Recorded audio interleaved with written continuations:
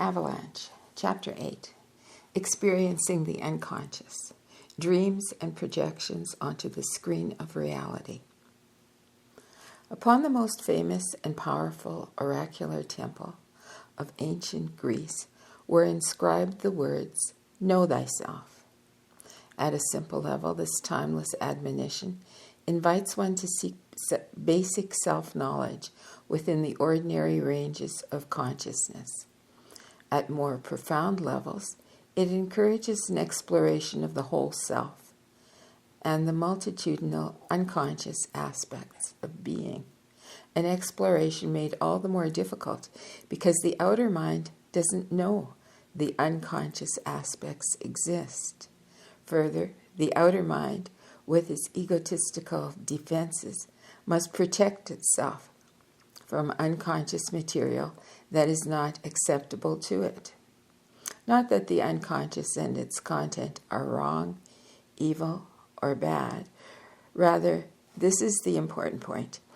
Unconscious material is often of an order of intensity and power that can easily overwhelm and even break up the tenuously constructed ordinary consciousness each of us usually senses as being awareness itself.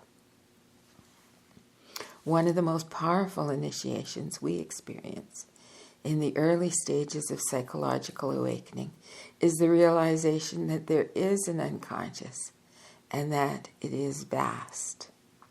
This means that the outer mind, the aspect of self upon which we usually base our entire understanding and definition of who we are, isn't even an important aspect of consciousness when viewed from the perspective of the whole scope of beingness. The unconscious, by contrast, is so enormous that the more deeply one explores it, the more closely it resembles what is traditionally called God.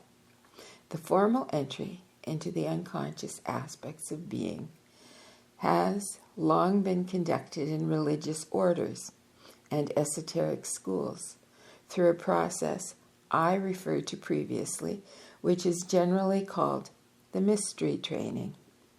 This training is necessary to prepare the individual for such inner experiences as dealing with the collapse of the sense of self, engaging time and space relationships foreign to the outer awareness, handling unusual powers that may spontaneously become available. These are referred to in the East as siddhas, siddhas, confronting fears of mortality, dealing with tendencies toward intoxication with power elements. The trainings are rigorous and dangerous. The capacity to handle the unveiling of the unconscious aspects varies from student to student, and only a few individuals in each school are ordinarily capable of engaging in the deepest material. Remarkably, however, most of this esoteric material, at least in the form of intellectual insight, is already available to the public through the wide selection of books in any good metaphysical bookstore. Still, even when the great wisdoms and techniques are laid out, if one doesn't approach them with a vehicle of consciousness that can make use of the information and the resources they offer, those resources cannot be accessed. To most people, in fact, the material will seem paradoxical or even senseless because, as in a dream, the realities and languages of the unconscious are very different from those of the outer level. Thus, there is little danger that the powers and forces will be misused or mishandled by an undeveloped individual. Furthermore, initiation or induction by a teacher, outer or inner, into the required vehicle of consciousness is usually needed before the resources can be fully activated and fully appreciated. Many labels are applied to the processes by which the unconscious is elucidated. Psychiatry and psychology are two contemporary Western approaches to the relationship to the relationship between the conscious and the unconscious parts of the self. Though both of these approaches tend to view the unconscious through intellectual, rational filters. While I do not have formal training in the thinking of either Freud or Jung, what I do know of their work causes me to regard the psychology of Jung as the most enlightened and far-reaching. Except for some of the behavioral sciences, the field of psychosomatic medicine, and certain aspects of psychoneuroimmunology. Most of Western science, medicine, religion, law, and politics ignores or denies the existence of the unconscious. Thus, we may recognize two major alternative perspectives from which we may regard the experience of the transcendent. One is the view in which the spiritual dimensions are understood to be beyond ourselves and therefore exteriorly based. The other is one in which the transcendent is seen as part of a vaster dimension of self and based interiorly. I'm going to read the last sentence again. The other is one in which the transcendent is seen as part of a vaster dimension of self and based interiorly.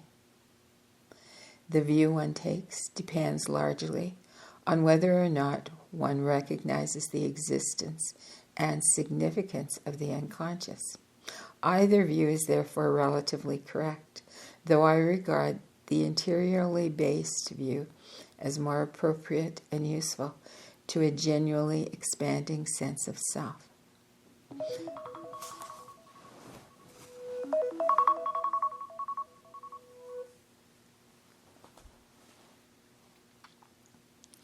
We tend to experience only what we can conceive of, or worse yet, only what we are told is possible to experience. Unfortunately, the religious models that are presented to most people of the world are simply too controlling and too limited to be used exclusively as models to guide development, except perhaps in the very earliest stages of unfoldment.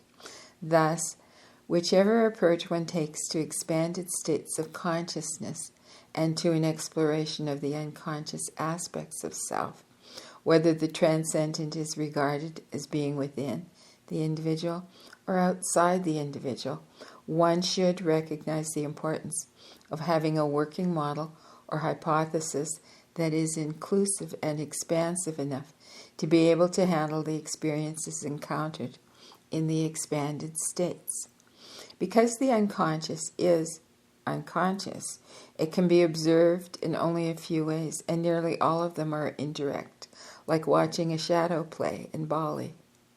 The most common ways of seeing its influence and power from the ordinary mind are through attention to such phenomena as dreams, projections onto the screen of reality, repeated life experiences, doing the opposite of what we think we ought to be doing, slips of the tongue, delayed responses to word association tests, and primarily with children, sandbox play and drawings. The main common ways of viewing the unconscious from the non-ordinary mind are through attention to such phenomena as peak or transcendental experiences that occur during extreme crisis, mortification of the flesh, illness, delirium, and drug experiences, as well as through the induction of heightened states of consciousness by an initiator. This chapter will concentrate on approaching the unconscious through the first two major pathways available to the ordinary mind, dreams and projections. Dreams. Many excellent books on the unconscious and dreams are available, and I particularly recommend those written by Jung himself, as well as those other Jungians that are recommended by branches of the Jungian Institute throughout the United States and Europe. At the same time, I want to emphasize the approach to the unconscious that I am presenting does not conform to the Jungian viewpoint. I approach life and dreams eclectically. Further, since the subject has been so broadly covered, my intention here is not to take a technical approach to dreams, but rather to make a few fundamental comments on how I view dreams and how I personally engage them for myself and for others. To begin, and to help the reader break up mindsets about images and therefore about dreams, I will present a brief introduction to the basic and relevant physiology. Around 13 billion cells in the occipital cortex fire off with every image that we experience. Around 13 billion cells in the occipital cortex fire off with every image we experience. Whether or not the image reaches consciousness, and whether or not the image is of endogenous or exogenous origin.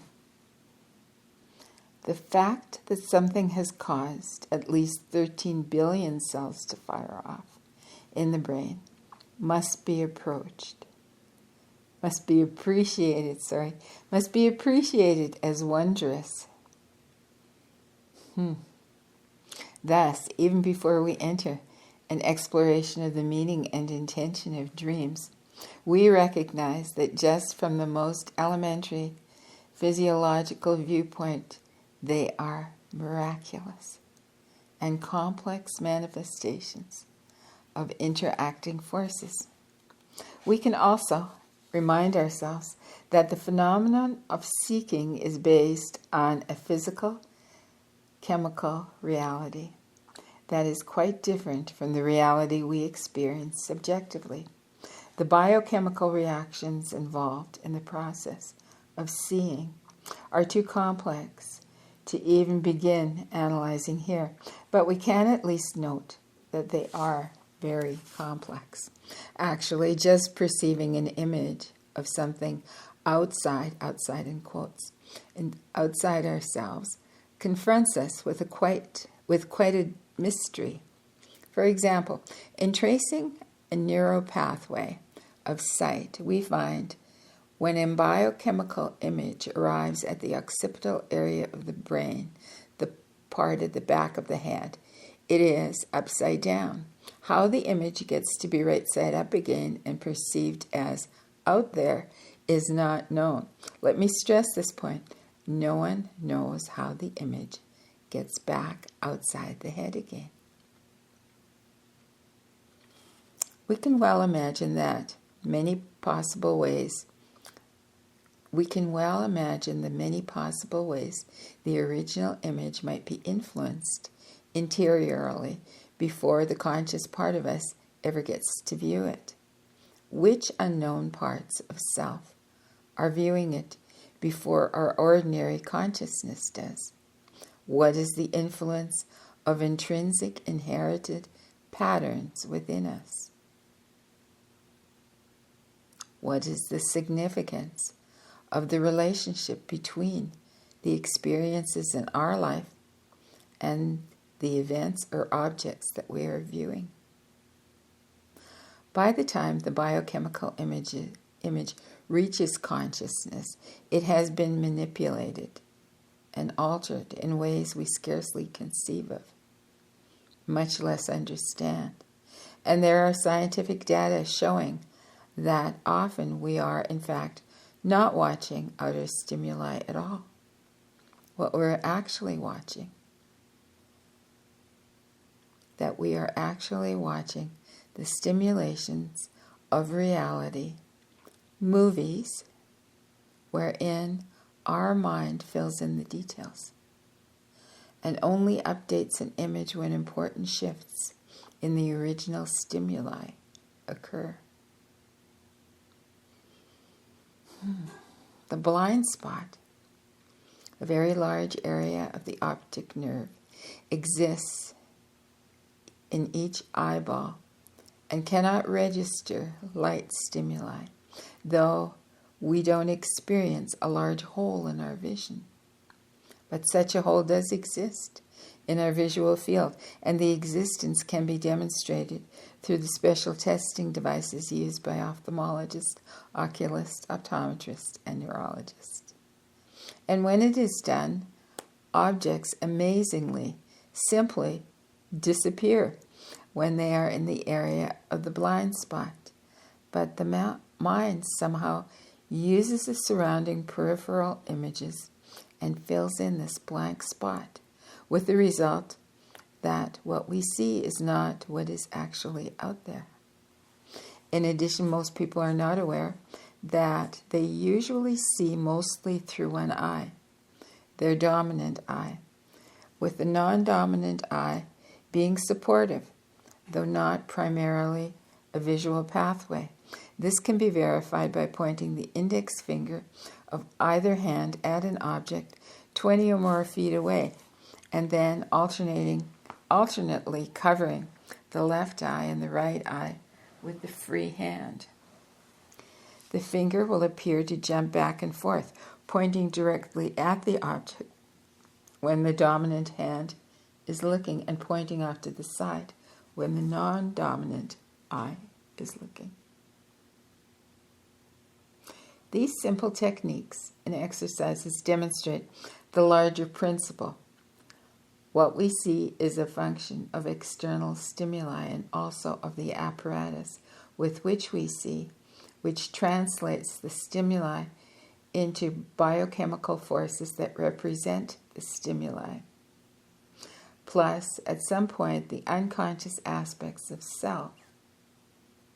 And finally, the state of the outer consciousness at the time of seeing.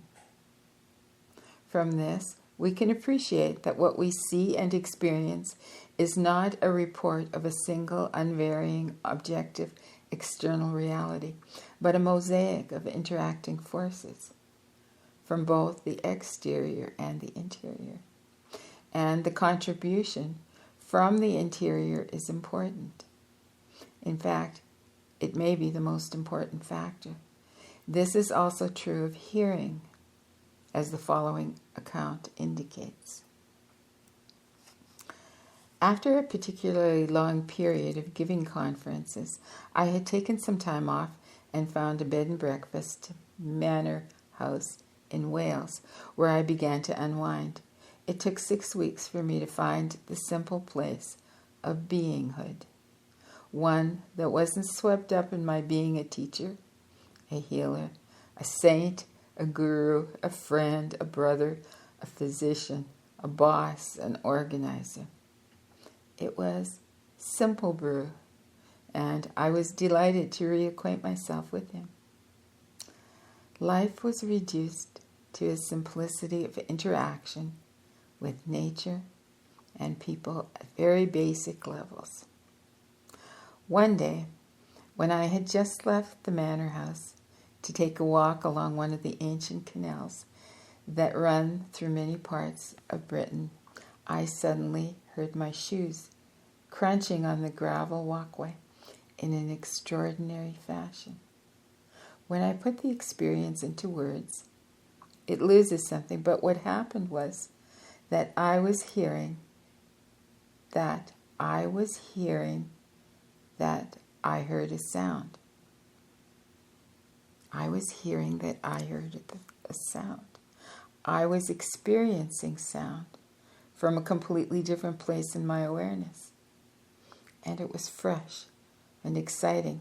The sound of the shoe interacting with the gravel was simply beyond words.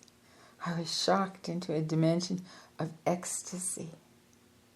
I had known from personal experience that there were states of consciousness in which sound, light, and touch are perceived very differently, but this was my first spontaneous experience of such a phenomena involving sound and without induction through a teacher, drugs, or meditation. The experience was comparable to hearing in super holographic high fidelity. By comparison, my normal hearing seemed like listening to a tin can tied to the end of a string. The event was followed within several minutes by a similar phenomena with my sense of sight, and now I was engaging reality with my two most predominant senses in a spectrum beyond my wildest hopes for expanded experience. It was a gift from life that I had not expected nor even sought. It simply happened, and I am very appreciative it did. I wrote my friend Carolyn Conger, and I told her I now knew what a dimension of Zen lightning was. A sequence in the film, The Emerald Forest, depicts something of what I experienced.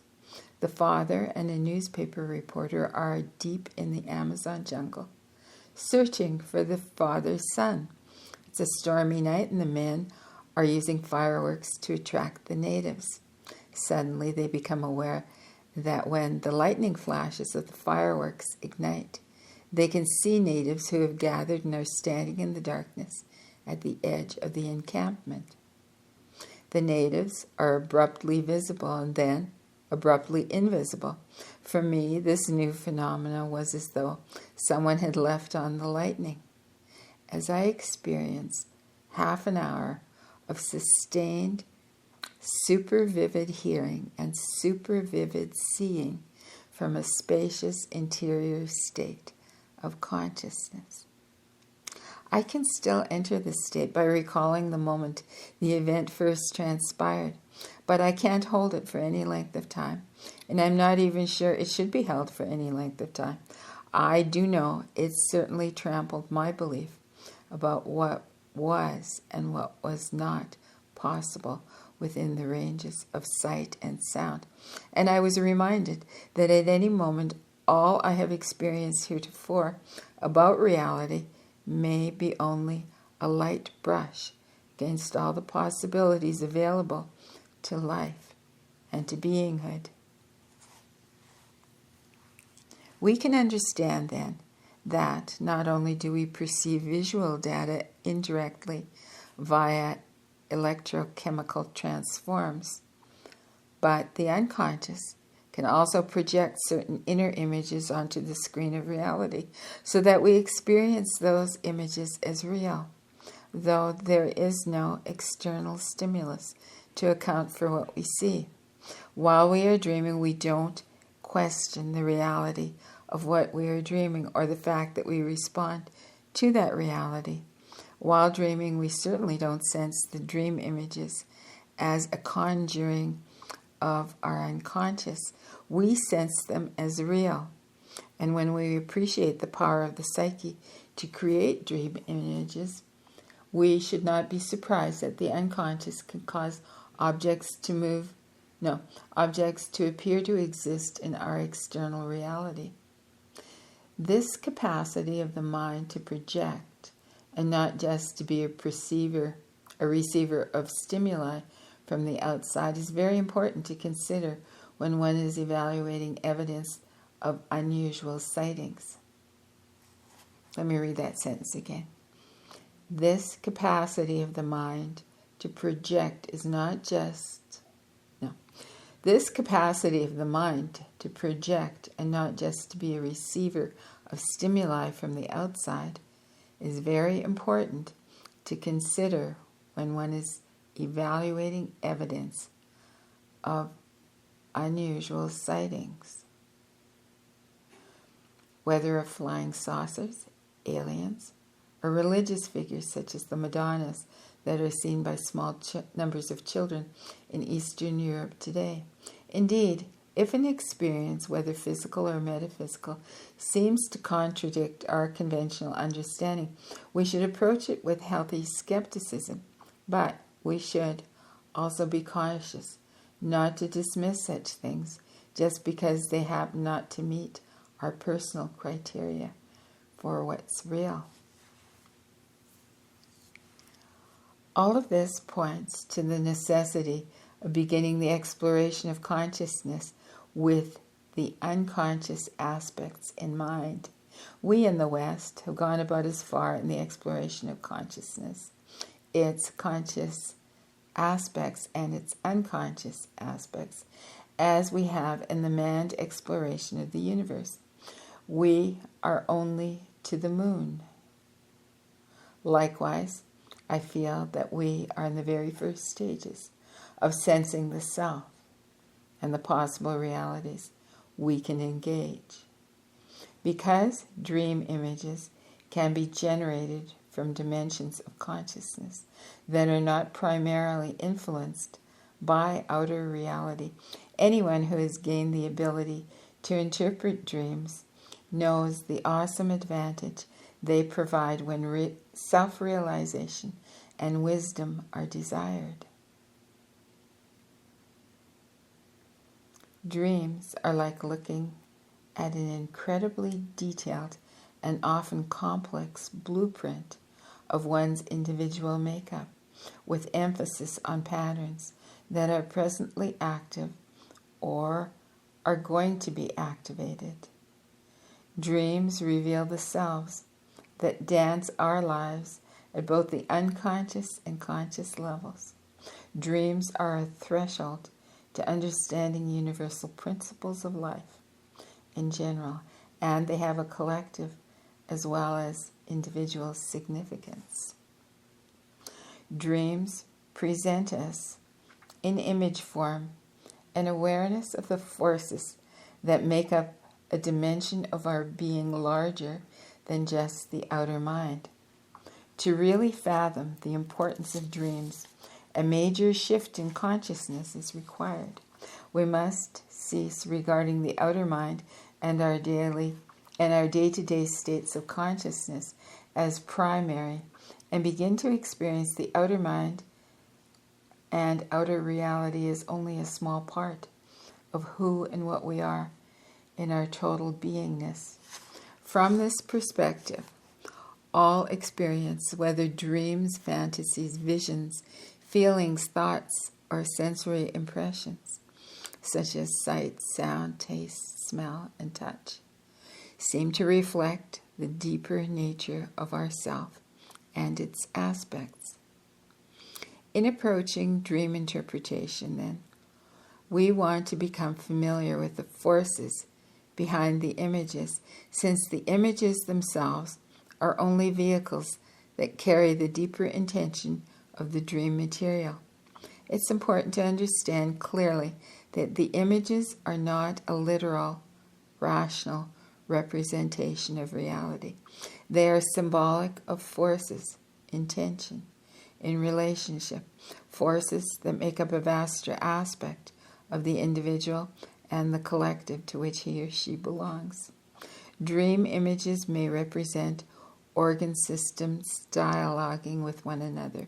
They may represent one part of the psyche, expressing and experiencing another part. They may be revealing ancient, future patterns that life, capital L, requires us to dance for its purposes, in regard to which no personal gain to the dreamer may be involved. I'm going to read that last sentence again because it seems important. They may represent one part of the psyche expressing and experiencing another part.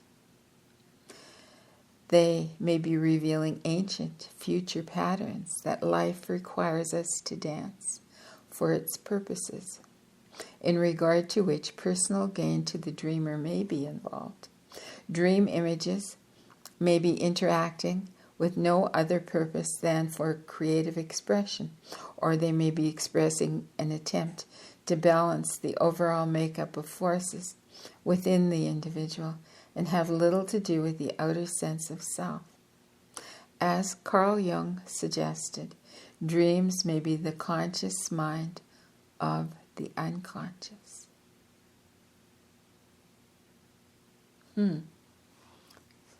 Dreams may be the conscious mind of the unconscious.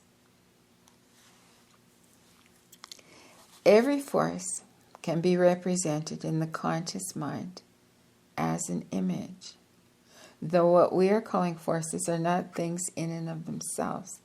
They represent intentions and inclinations of an underlying mystery.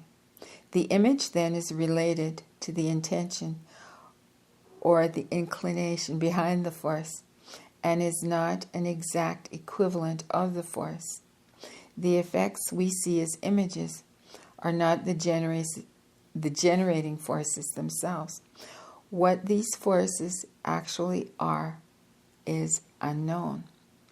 The action of forces can be experienced in a number of ways, as needles moving along a gauge, numbers flashing on machines, or images in our mind. For example, whenever forces that intend healing or harmonizing in an individual come forth, the dreamer may experience them in any and all objects that could represent healing to that individual or to the collective to which he or she belongs. The healing intention may take the form of a flower, a green, grassy meadow, a tender and compassionate woman, a circular shape. And then it says in brackets, regardless of what the actual object is, such as a hat, a frisbee, a circular rainbow, a round dish on the table, the sun, a magic circle, etc. Close bracket. A Christ figure, an East Indian guru, chicken soup, or the mending of a fence. The possibilities are unlimited. The intention remains the same and is internal, while its expression may take a myriad of forms. This is why one cannot learn the art of dream interpretation as if it were a cooking lesson. One must be able to read the intentions of the images and not get lost in the many ways the unconscious can represent its inclinations and intentions.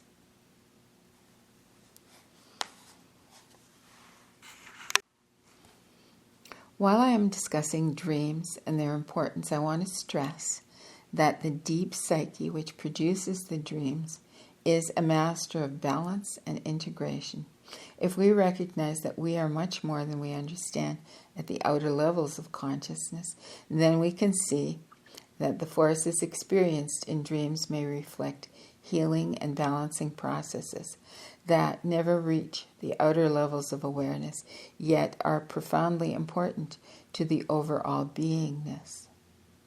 I remind the reader of this again because some dream work tends to go back into the dream awareness and change the forces of the dream, so the outcome is more satisfactory to the outer mind.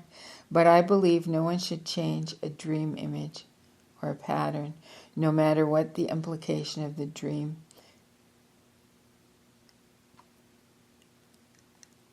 No matter what the implication of the dream to the outer mind may be. Lucid dreaming, in quotes, lucid dreaming is a state of consciousness wherein one can have some volitional control over the dream states. It is a specific example of such ego-controlled activity. However, if the ego is not primarily or even close to being the most important aspect of our beingness, then we certainly don't want to give it access to areas in regard to which it knows nothing and where it may actually do harm to our whole beingness. Just as the body seeks to maintain itself for the purposes of just as the body seeks to maintain itself for the purposes the body serves in life, so does the psyche do the same. Just as the body is in relationship to a larger environment and to other bodies, so too is the deep psyche or larger consciousness in relationship to a larger environment, to forces beyond the individual in both space and time. We must recognize this and not attempt to be manipulative or controlling in areas about which we have virtually no knowledge. Learning to appreciate the unconscious and its solutions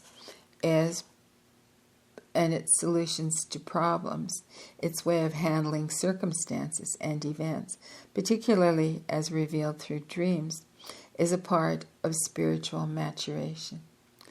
This appreciation cannot be based in the value system of the outer mind or egoistic aspects. It must be based in a transpersonal realization that the mystery play of life unfolds in ways beyond the understanding of our ego, and in fact may call for our particular combination of forces to serve life in a manner that is not ego-enhancing.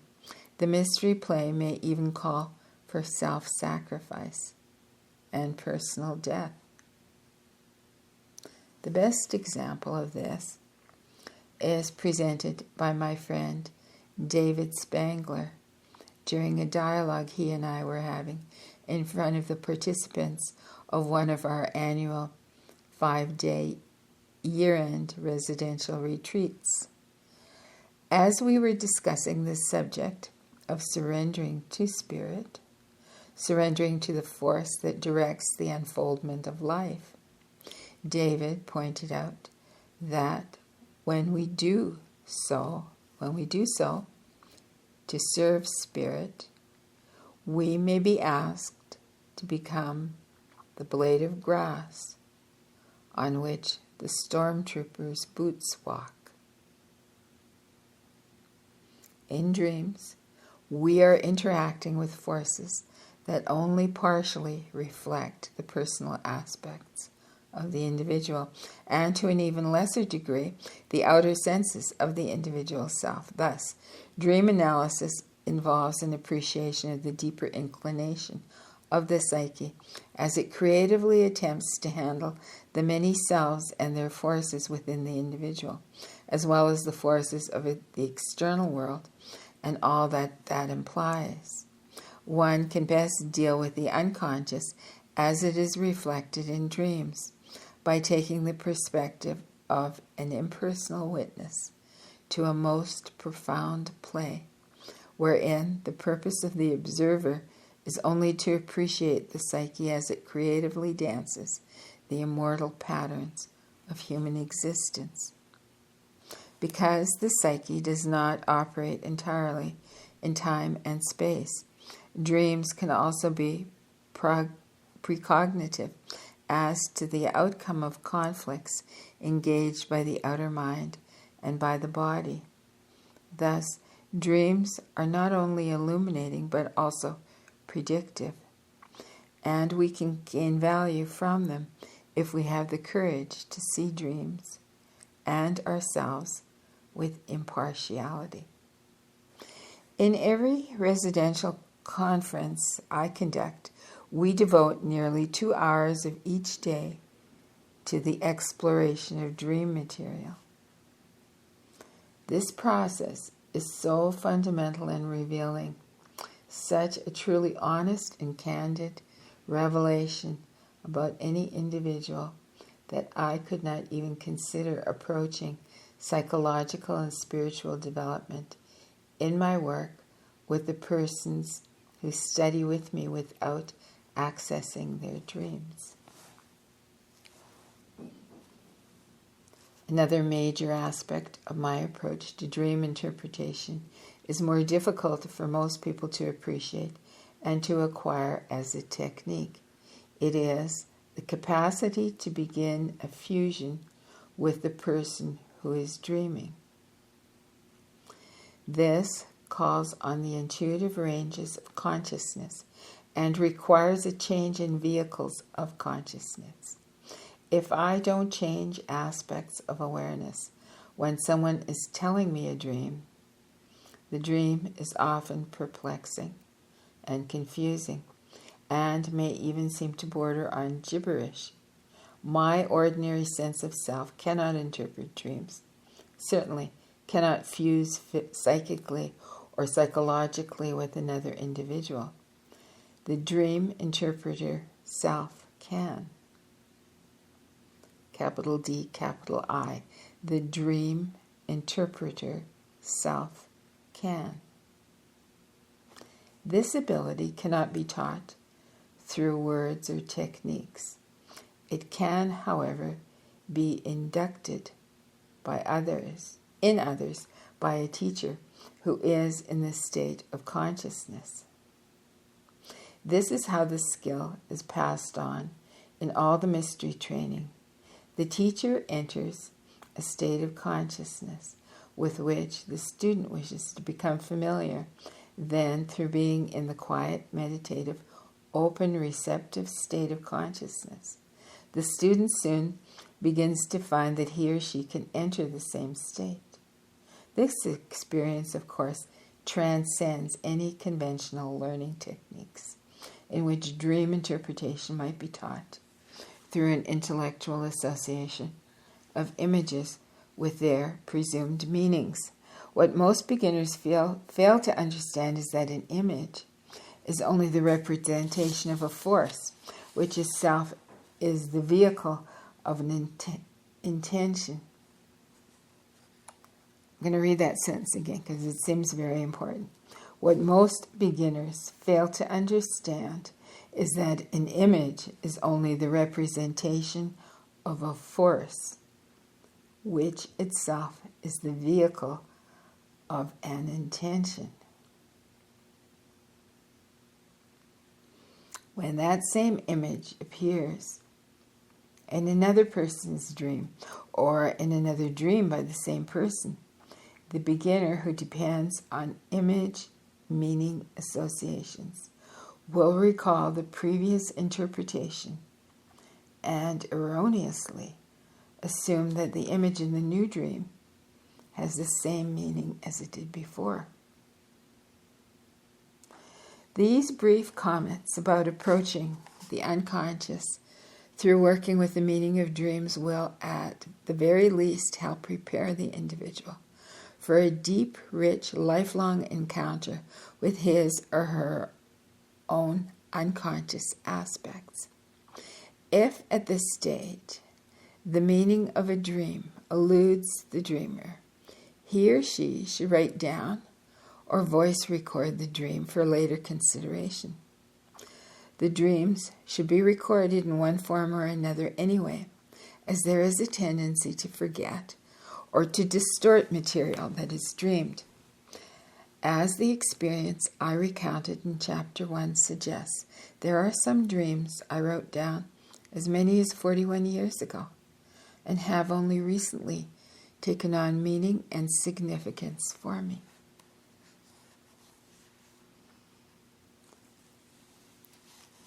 A most illuminating technique for discovering some of the non-enhancing aspects of... No, let me start that one again. A most illuminating technique for discovering some of the non-ego enhancing aspects of the unconscious in oneself involves observing one's reactivity to people, events, and other aspects of the outer world. The principle is simple. The amount of reactivity, that is, psychologically experienced by an individual, reflects the degree to which the reactive material, thought to be external to self, exists and is active at the unconscious level within the reacting individual.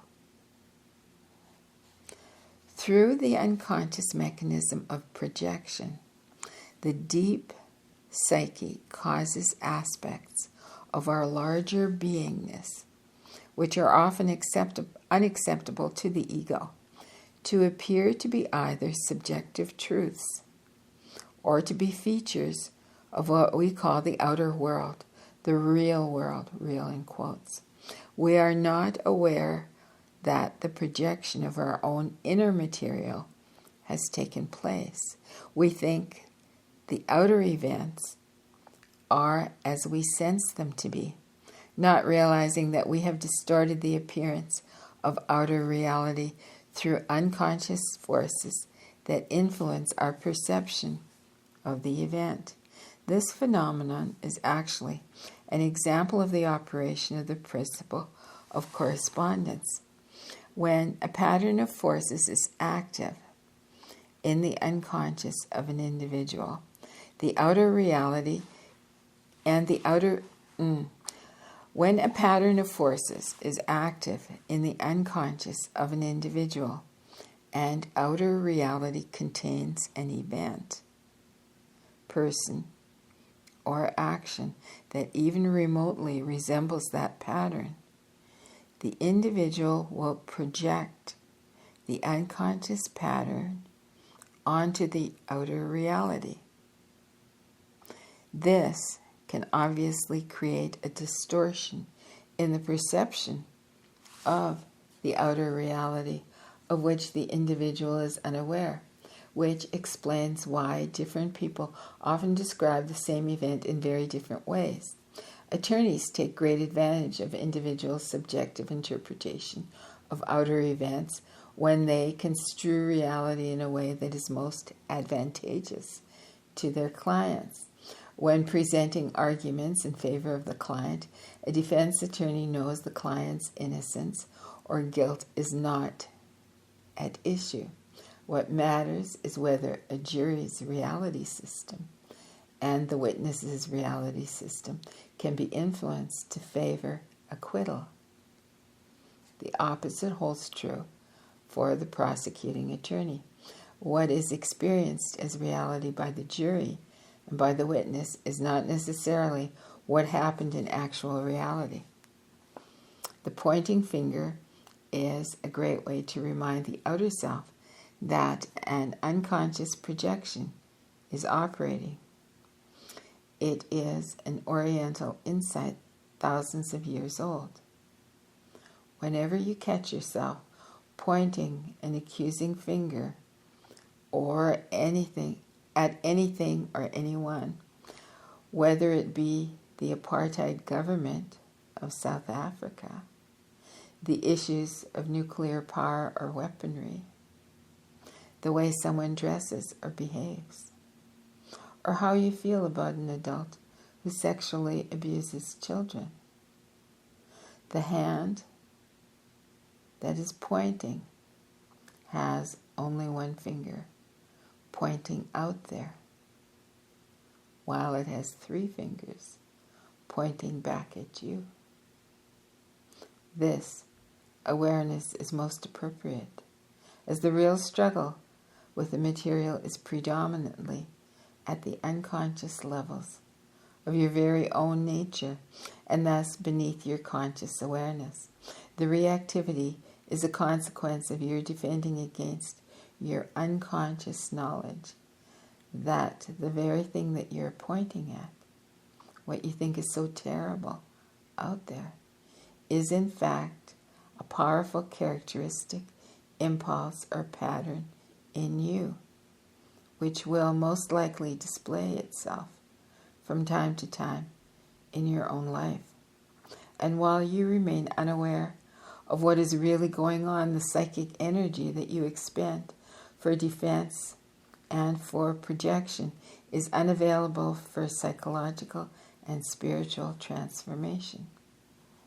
When developing self-realization through withdrawing projected material off the screen of life, we appreciate why sages refer to outer reality as the mirror of the interior. Everything that is experienced as out there has equivalence interiorly. However, once we catch ourselves in the act of doing the very thing or taking the very action for which we criticize others, we begin to acquire a quality of consciousness that allows us to see a reality in a way that's relatively free of distortion. Doing this is often not easy, however, and significant psychological maturity is required for us to take on the knowledge of the rejected aspects of ourselves. Friends, family, lovers, and co-workers are usually more aware of some of our non-ego enhancing aspects than we are.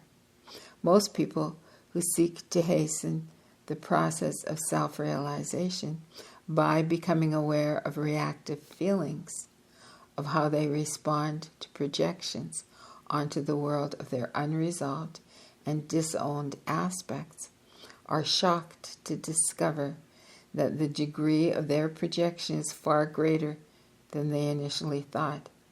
Again, life mirrors our interior realities. To give an example of projection and the importance of understanding its unconscious dynamics, I offer the following personal experience. When I was Director of Medical Education at the Hospital of the Good Samaritan in Los Angeles, my task involved helping to organize and conduct training programs for medical interns and residents. Having had impeccable training as a physician, I had very high standards and expected each physician in training to be similarly dedicated to quality care and to the well-being of every patient. Early one morning, I received a call at home from an intern who said a 23-year-old woman had been admitted to the hospital bleeding rapidly from the rectum. He had fluids pouring into her, and he had ordered ample blood to be typed and cross-matched. The surgeons had been alerted. I told him I would be at the hospital in half an hour. When I met the young physician at the hospital, he began the training ritual outside the patient's room. That ritual involves the presentation of the history and the physical findings and an indication of the working diagnosis, as well as a plan of the diagnostic workup and treatment. Nothing in the history gave us an indication as to the cause of bleeding, and his report of the physical findings were essentially negative, including a negative pelvic and rectal examination. My job was to verify what he had reported. We entered the room where two nurses were pumping in fluids and blood. The young patient was ashen, frightened, bordering on shock. I began my physical examination while verifying the history, which was essentially as the intern had reported. There had been a sudden onset of rapid bleeding of bright red blood via the rectum over the previous 3 to 4 hours.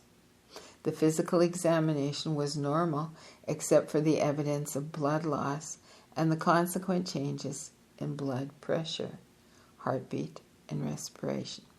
At this point, I told the patient that since the intern had reported the pelvic and rectal examinations to be negative, I wouldn't put her through those 2 procedures again.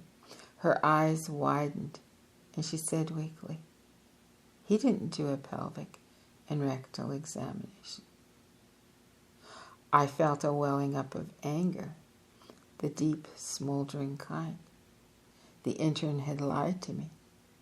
He had actually breached the trust that 2 physicians must have when dealing with life and death situations. I could already see the discussion the 2 of us were going to have when we left the room. I called for the speculum and the rectal glove. The pelvic examination was negative, but when I performed the rectal examination, my finger encountered an abnormality in the rectum. The diagnosis was evident. The woman had a rectal tumor, most likely malignant, which was bleeding profusely. Now I was really mad. It was the kind of righteous anger that you experience when you've caught someone red-handed.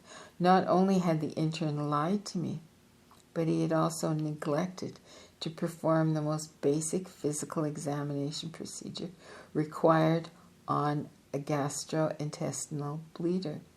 He had risked the life of a critically ill woman, and I was going to annihilate him. I felt he didn't deserve to have the title of physician. A letter from me in his file would preclude his ever getting any appointments to the staff of a good hospital. In a very shaky voice, as I was attempting to control my rage, I asked him to meet me in my office in 45 minutes. The woman was rushed to surgery. I was so angry that I decided to take the stairs rather than the elevator so I could ventilate some of the energy that I was feeling. On the stairs, a calmer inner voice entered my mind, saying the situation was not all that bad, but it was countered by an almost delicious rage and anger that was going to destroy the career of the intern. After all, ranted my very, very reactive self.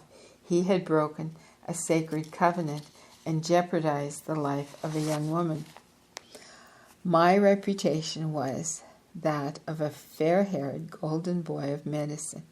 Not only were my credentials impeccable, but so also was my handling of patients, which left little doubt as to how I, the medical director of education, should handle this intern. I should simply make sure he didn't ever get close to patients and recommend that he go into research. After about 15 minutes of fuming, I decided my reaction was excessive and not warranted by the events, despite the undeniable and obvious errors committed by the intern. I calmed myself through meditative techniques and began to analyze the pattern that had been configured in the patient's room. It involved an emergency, jeopardizing the life of the individual, deceit, deception, and the breaking down of trust between physicians. Over and over again, I examined the pattern, trying to discover the hidden material, my own unconscious, that was being mirrored back to me by these events. Just when I thought I was getting a wisp of feeling to which the events might be related, I would experience the rage and anger and want to pick up the dictaphone and destroy the intern. Then suddenly I exclaimed, "Oh my God," for I knew where this material was inside of me. I remembered an evening during my training as a fourth-year medical student in the emergency room of the Los Angeles County Hospital when I had been overwhelmed with the evaluation and disposition of 11 horrific cases. The requirements were that I do complete histories and physicals and write up the cases for the records. Being in a situation beyond my capacities, I simply invented most of the patient's responses, made up diagnoses, and shipped the patient to whatever department seemed most likely to be able to handle them. God only knows whether the patient survived these evaluations and dispositions. The next morning, I presented the cases I had evaluated, using the information I had invented. Because I was one of the top students in my class, no one questioned me closely, and my evaluation was accepted at face value. In other words, I was not caught. Such a transgression of medical ethics was incompatible with the image I presented to my professors and to my peers. But most important, in terms of this example, it was incompatible with the image I presented to myself and defended as being myself. Flaw, deceit, and the jeopardizing of life were not parts of the ideal physician mask I was wearing. As I recalled this incident, my anger and rage dissolved. I realized that the real issue lay inside of me and involved my confronting and accepting the material that had lurked in my deeper awareness for over a decade. What lurked there, however, was not guilt. Rather, it was an awareness of my deception and irresponsibility, an awareness I had disowned. Although being deceptive and irresponsible had rescued me from losing face during a time of development when I was not mature enough to handle the overwhelming circumstances, I had not dealt with the humiliation that accompanied them until the intern's behavior triggered my excessive reactivity. I could now appreciate how to handle him without feeling the need to do to him what I had unconsciously wanted to do to myself. I heard a quiet knock at my office door. The 45 minutes had passed. I'm sure the intern thought I had a multiple personality, for I welcomed him into my office warmly, with an attitude that was the equivalent of throwing a friendly arm over his shoulder. I asked him to sit down. We began to chat about the circumstances that had occurred, and I assured him that I knew how he must feel, and I said I doubted he would ever again forget to perform a rectal or pelvic examination on a gastrointestinal bleeder. Everything was moving smoothly and competently when I began to observe that I was still protecting my mask of the flawless physician. The intern was vulnerable to me, and for the rest of his life would have to handle the consequences of knowing I was aware of his deception and flaws as a physician. He would, for a long time, be intensely self-critical because he couldn't or didn't meet the standard I held before him, deceptively. It was then that the true healing of my own immaturity took place. I revealed to the intern that I had been involved with the same kind of deception and breach of medical ethics as a fourth-year medical student, when many more critical patients than just one were involved. I just hadn't been caught. I was now as vulnerable to him as he was to me. In the 45 minutes it took me to come to a deeper self-understanding, the courses of two individual lives were permanently altered. He went on to be an excellent clinical physician. I was maturing. I present this story as an example of how unconsciously held material can cause eruptive and even destructive action to be taken under the guise of right and moral action. Actually, the real culprit is the hidden material about oneself and the fact that a conscious vehicle is not capable of accepting what has been revealed.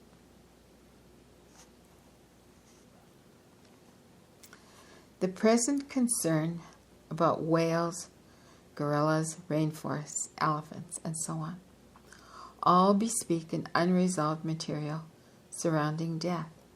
I am not suggesting that the personal levels do not have the right to feel as they do about the plight of anything. The real issue is that the personal level rarely, if ever, fully understands the contribution of the unconscious to the outer concerns. As David Spangler once said to me, maybe whales have a yearning to die at this time. being able to deal with the mystery of coming into existence and of releasing life into death is a maturational development that our society, still acting on our childhood naivety,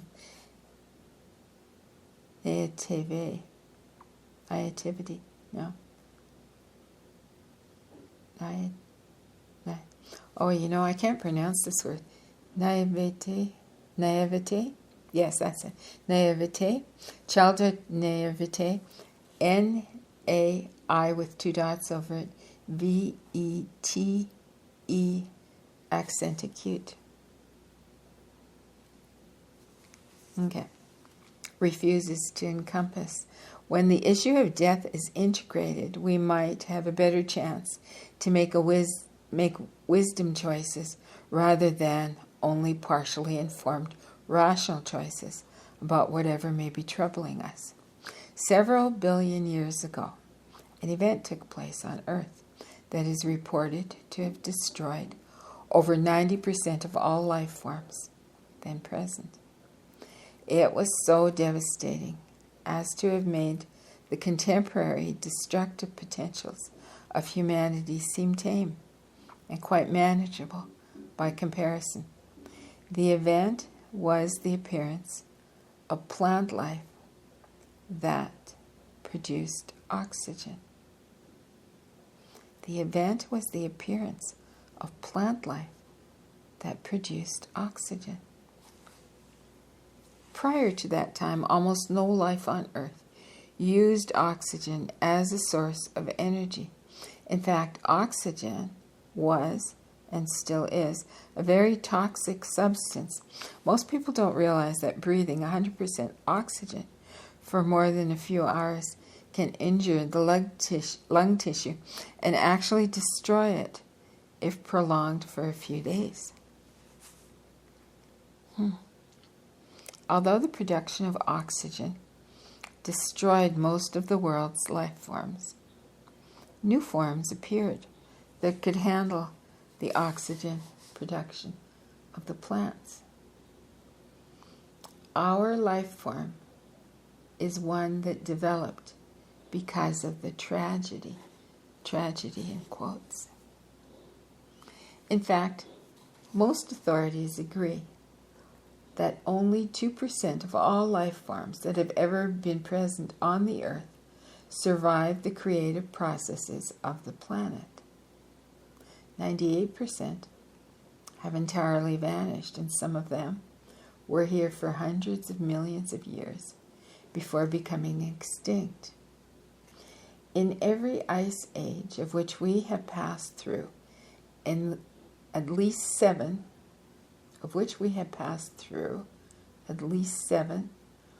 with the last one ending approximately 20,000 years ago, all of the oxygen-producing forests of the more northern and more southern latitudes, as well as billions upon billions of life forms, were destroyed as ice accumulated and spread toward the tropical zones, yet the oxygen concentration did not seem to change significantly. Why? And is the attempted preservation of the rainforests of Brazil either necessary or altruistic? Are there unconscious motives to parent so-called primitive society? Let me start the sentence again. Are there unconscious motives to parent so-called primitive human cultures rather than encouraging them to creatively adapt to the evolving world? We are a creator of life, capital L. And it has certainly happened before that life has created a life form that sets the stage for mass destruction and for what lies beyond such destruction. Returning now to the phenomenon of projection, we are confronted by a profound question. What is out there if the projection is removed? question becomes even more important if we are engaged in an attempt to change the world before we have a deeper appreciation of what the world may actually be. Discovering the answer requires decades of inner work, for we must learn to see outside of ourselves and our own material, a process that is accomplished by constantly pulling back projections, whether we are experiencing great beauty and great good or great ugliness. Whether we are experiencing great beauty and great good or great ugliness. In the meantime, we must realize that if unconscious forces and dynamics are controlling the way we view the world, our parents, our children, our boss, the government, nuclear bombs, war, to cite only a few significant areas of concern, perhaps the view that we are taking of what we wish to change is not accurate. Perhaps it is distorted due to unresolved and conflicted value systems at the unconscious level in ourselves. Perhaps what we see is a function of a psychological set or habitual way of viewing reality and doesn't reflect what is actually present. This is true at the individual level, and it is true at the collective cultural level. If we don't recognize that our sense of reality is skewed, we are simply blind people leading other blind people, unaware that the basic issues which disturb us so profoundly are those of our own inner people and our own inner world. Finally, then, we shall see what is out there, rather than being what we thought it was or feared it was, is really the mysterious dance of life, and that the world and the people in it are no different from that which exists in the unconscious of every person and every collective. With all this in mind, I would like to relate an experience I had on a return visit to Findhorn in northern Scotland, the New Age community that I first visited on my initial journey into the world following my leaving the practice of orthodox medicine. After I wrote Joy's Way, I worked intensely for 2 more years conducting conferences before I permanently left Sky High Ranch in California to begin a year of spiritual retreat. To hold the final conference for that period, I returned to Scotland, near Findhorn. The conference participants were a group of Americans who had traveled out there with me. When I first visited the community in 1975, I was just beginning to explore the possibility of training individuals to feel the energies that radiate from the body and to be able themselves to transfer energy into another person's body for purposes of physical healing and psychological balance. The Findhorn community at that time was youthful and very much under the influence of the divine parent, divine child energetics. When I was asked to give an impression of what I felt was to transpire in the immediate future for the community as a whole, I said that I sensed that a forthcoming vast influx of people would bring with them the danger that the innate soul of the community might be diluted by their numbers and by the business concerns to which they would have to attend. I was a welcome guest. The community generally loved my talk. 5 years later, I was again asked to talk to them about what I sensed was ahead for the community as a whole. This talk followed the 2-week conference, subsequent to which each participant was to enter the communal life of Findhorn and to do so with heightened awareness. The participants were not tourists or just visitors. They had been prepared to experience the full range of the community's life, including what is not ordinarily seen upon first approach, its dark side. When I shared my then current impressions at one of the community's evening gatherings, I presented a different picture from before, a difficult one. I said that the forthcoming period was to be a time for contraction and for the release of physical assets. The community had enjoyed a phase of increase and abundance, but the counter phase of that cycle was approaching. Best to prepare for it ahead of time, I said. I talked about the consequences of feeling special and how doing battle against the evils of the world not only creates the enemy, but is actually a projection of the darker aspects of the community onto the world screen. Needless to say, the talk was not popular, and I was fast falling into the unwelcome guest category.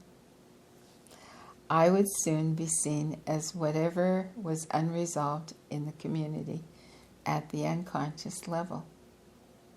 In other words, I would be viewed as carrying the shadow side of the community. And I knew it. When we attempt to deny what is, to deny such things as the natural cycles of time and space, enormous energy is required. That energy is not available as a resource for other activities.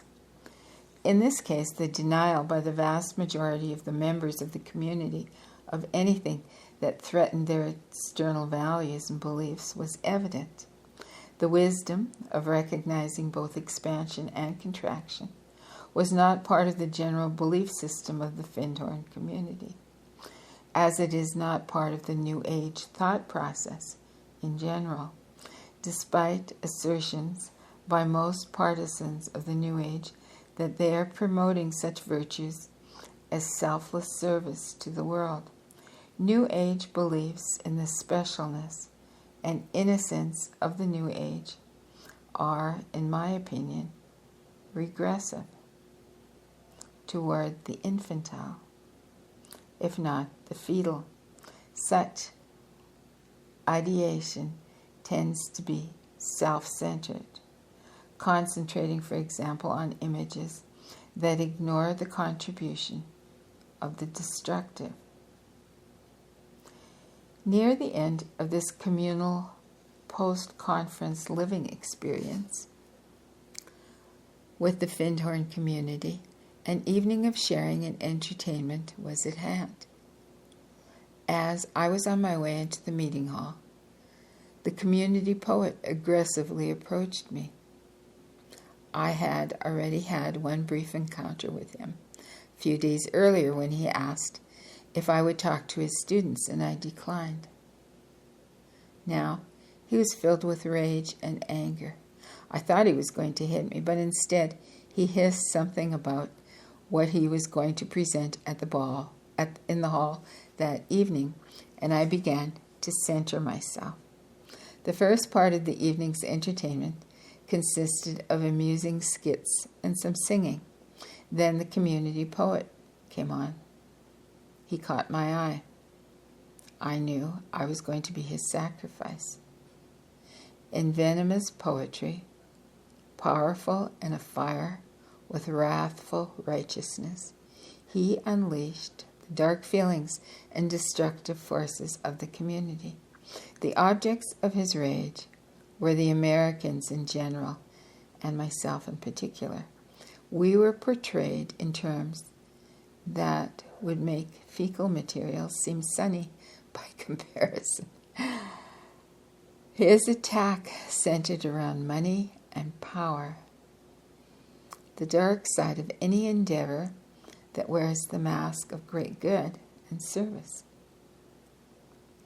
The only thing explicitly missing was sex, except he covered that by using the words fuck and fucking with an extraordinary frequency. The function of poets is to give voice to the collective. When the content is infantile rage and resentment that has been disowned, and how natural for such a thing to exist in a community that perceives itself only as manifesting light and love. An object must be found to carry the unconscious forces. Okay. So, when the content is infantile rage and resentment that has been disowned, an object must be found to carry the unconscious forces. Through the mechanism of projection, destructive energies were unleashed that night, without the participants having to accept that the forces of contempt and jealousy were not only within the poet, but also within the community itself. By his projecting his material onto me and the other Americans, he was actually promoting a healing or balancing of the unconscious forces of the community. However, it would have been better for all concerned had the community been further along in the process of owning the dark side of its nature. But that isn't how things transpire that evening. For me, as long as I recognized that his accusations did in fact have the counterpart in me, and I owned them consciously, I would be able to remain centered and would also appreciate that an eruption of long-held unconscious shadow content of the community was at hand. While the poet continued his volcanic outpouring of dark emotions, the community as a whole was displaying a very wide range of reactivity. Some people called for him to stop. Others began to cry and to leave the room. Others were elated that someone had the courage to state what many were feeling. Some began to defend the Americans and the American way of life. Some were humiliated and embarrassed, looking to me to defend myself or others and to do something about what was occurring. I encouraged the poet to continue, thinking he couldn't have too much more to ventilate.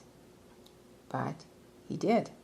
He continued for another 15 to 20 minutes before Eileen Caddy, one of the founders of the community, asked him to stop. He did, and he moved out of the room almost gleefully. The community gathered around those who had organized the evening's events to console them and to share the embrace of love and nourishment through touch. I had never been involved in a public attack of that magnitude. My resources for centering and becoming transparent to the assailing forces, for being able to find that place in consciousness where there is no need to defend from the content of the attack, were nearly depleted. Becoming transparent to accusations does not mean parts of oneself do not feel hurt, humiliated, angry, and defensive. It means realizing what is actually transpiring and not going unconscious or falling victim to one's own disowned material. I knew the shadow of the community was erupting, and I was the mirror. I also recognized that those forces and qualities which were being attacked were parts of myself as well. For me, this was a huge leap in maturation. I was being initiated into those collective arenas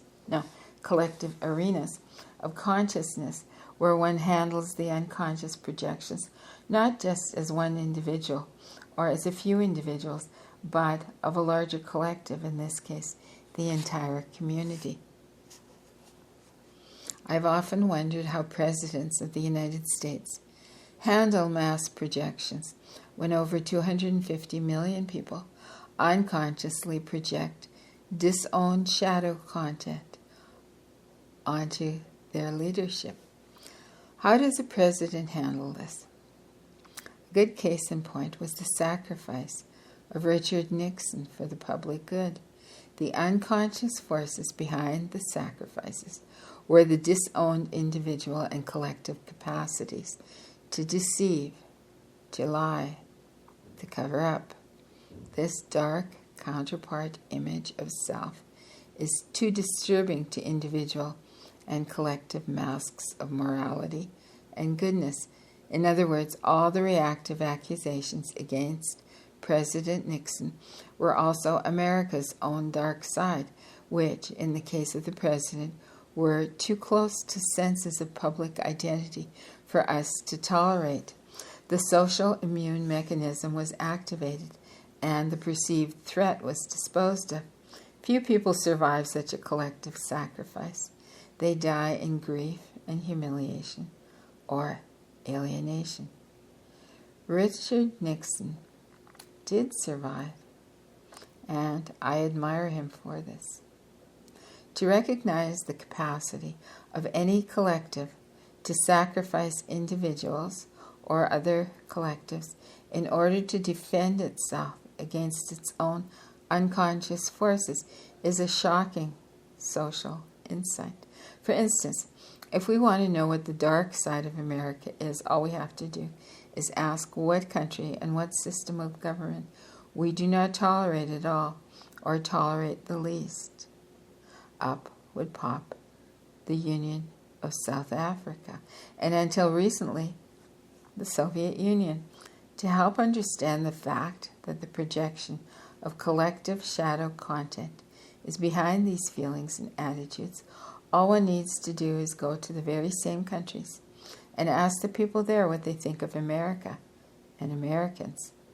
Up pop all the unconscious and disowned aspects of that collective projected out onto us. One reason for world travel is to see and hear in new ways what we ourselves may actually be, something that's not possible when we just stay in our own country. But if we are working on collective self-realization, we don't need to ask other countries to reveal our dark side. It becomes evident the moment we drop the denials and get uncomfortably honest. Which country carries the dark side for the Soviet Union? We do. Isn't it fascinating? Two unbelievably powerful countries, each capable of total destruction of the planet, unconscious of the unconscious, and each still projecting out disowned aspects and defending against each other when the only real enemy is actually interior. Remarkably, as we are now engaging in warmer relations with the Soviet Union, we are in danger of losing the mirror to our conscious collective aspects. On second thought, however, no matter, our collective psyche will find a new enemy to contain the forces the Soviet Union once held for us. Not only does projection provide a way for us to examine aspects of our personal and collective nature that have been disowned, but it allows us to inquire of the unconscious for the purpose of embracing and expanding viewpoints or acquiring wisdom in our search for personal and collective self-realization. The tarot is particularly noteworthy as a path to realization because after one has explored the personal unconscious aspects of self as they are revealed by one's projections onto the cards, other amazing insights are seen to be available, since the unconscious has access to time and space relationships the outer consciousness does not have.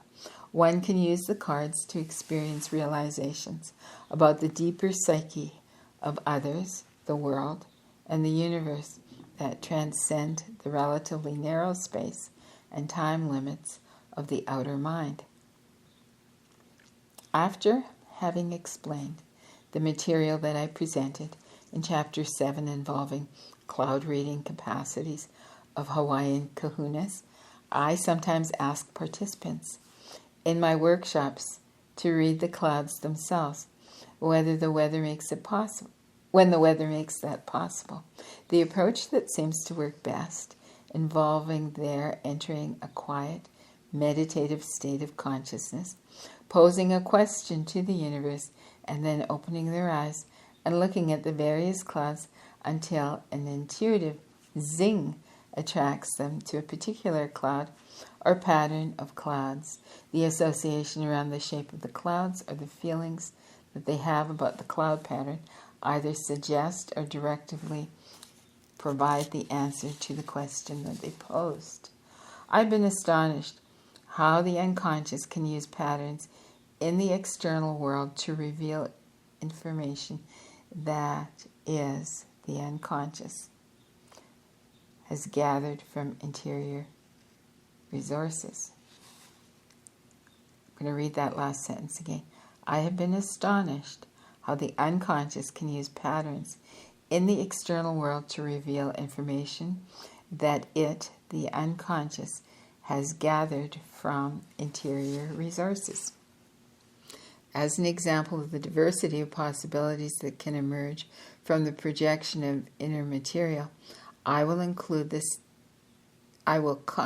this chapter with an example of projected shadow content that would seem positive and enhancing to most Westerners of Christian orientation, yet represented dark, disowned material in the mind of the individual who experienced it. And though we've been speaking about the projection of unconscious onto the outer screens, we can recognize the same phenomenon takes place when the unconscious projects onto inner screens, as in dreams, visions, and vivid images that appear during meditation. The following example reflects the latter category. During one of my one-week residential healing conferences, a woman who had been extensively involved with Buddhism and the religions of the East, and who had been feeling extremely resentful of her early Christian upbringing, feeling that she had been manipulated by her parents and by the church, was using the sacred temple by the sea meditation to experience images generated by her unconscious following a morning meditation. She reported that while she was in her temple, she requested help from her unconscious in regard to some personal concerns. She was shocked when an angel appeared and announced that her name was Veronica and that she had come to help the woman. If this inner image had been that of a bodhisattva, a Buddha, a Tibetan monk, Kuan Yin, or an East Indian saint, the woman would neither have been surprised nor so upset. But a Christian angel? This was the very last possibility that she would have expected. Whenever a person reports an experience that is completely opposite from his or her outer preferences, the experience can invariably be trusted as an honest revelation of the person's unconscious. This is particularly true when the person is reactive to the content, as was the case here. The woman said simply, "I don't believe in angels." Too Christian. But the information Veronica related to her was very helpful and healing, so she was unable to deny the experience completely. A few days later, the very same woman, who had already made it clear through various comments that she did not appreciate Jesus one bit, was doing the sacred temple meditation when she became aware that Christ was in her temple. In her imagery during the meditation, she ran from the temple, upset that a Christian spiritual figure was desecrating her sacred space. But moments later in the same meditation, her angel, Veronica, appeared, reassured her that it was indeed Christ, and that the Christian tradition was to be present and future pathway for her spiritual unfoldment. At that moment, her defenses to the eruption of her own dark, disowned material dissolved. When this woman shared her meditation experience with the group, she was radiant, uplifted, and spiritually transfigured. We all were moved to tears.